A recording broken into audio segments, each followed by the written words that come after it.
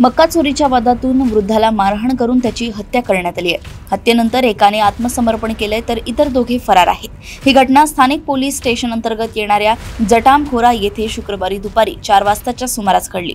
वामन मोहन इरपाची असे मृतकाचं नाव आहे। वामन हा महिन्याभरापासून आपल्या मेहुण्याकडे गोडू उईके सोबत शेतीसाठी जटामखोरा येथे राहत होता। शुक्रवारी सकाळी तो बैल घेऊन शेतात गेला। त्याच ठिकाणी आरोपी मनीष कथुलाल उईके व वामन यांचं भांडण झालं। या भांडणातून आरोपीने वामनला काठीने मारहाण करून त्याचा खून केला। त्यानंतर मृतदेह हा शेतातील पाण्याने भरलेल्या खड्ड्यात फेकला। त्यानंतर थेट पोलीस स्टेशन गाठून खुनाची कबुली देखील दिली।